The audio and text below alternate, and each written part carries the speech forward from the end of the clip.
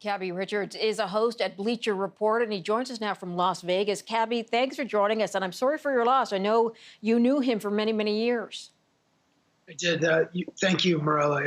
Today was like a missile to the chest. It just still feels so surreal. I'm sure it does. Look, I know you interviewed him, more than 20 times from way back when. Tell us about what he was like in person. You know, for someone who was as famous as Kobe Bryant, I worked really hard to get him to lower his guard, and he did. And because of that, he elevated my career. And in some ways, I got to humanize this like unbelievable, tenacious competitor who was revered for what he did on the court. And all I wanted to do was make him laugh.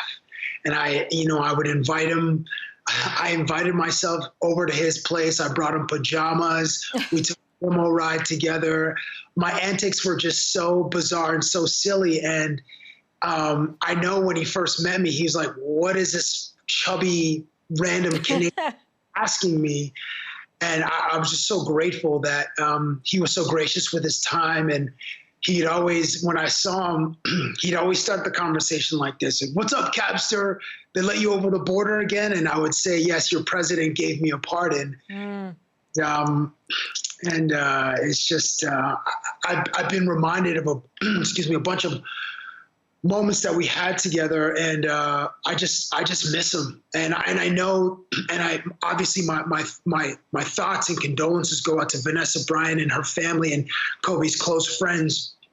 I haven't seen him in some time, but we were messaging over the holidays, over Christmas time and New Year's Eve, just exchanging like Happy New Year messages, and the world mourns today. Absolutely. Let's watch for a moment, because you mentioned you've had some crazy moments with him and some lovely moments. I'm sure as well. Let's watch a bit of that. We'll come back in a second.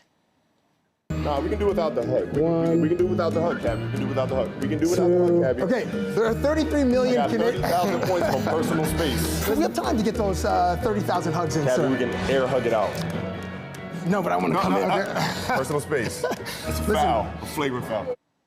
It's hard to get to that level with some of the guys, I'm sure, because they're used to just being on and having that sort of exterior to them as athletes, that it's usually just all business. That's true. And it took a few years to get to that moment. And I don't know if people know this about me, but as an interviewer, I'd always like invade people's spaces, and I would disarm them by hugging them, because I just wanted to let these guys know that I was a super fan, and B, just like them. And Kobe allowed me to just have the most wild experiences with them. And I think, and I hope that the audience over, the last like 15 years really enjoyed our interactions. What will you remember him for? Oh, man.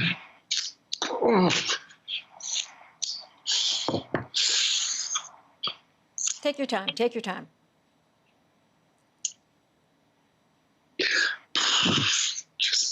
Just being very gracious, and just like, I'm just a kid from Toronto, and just allowing. I'm so sorry. Just allowing me to have these great moments with them, and just being really generous. I'm sorry. It's okay. Look, kid from Toronto, thank you for joining us, Cabbie. Appreciate that.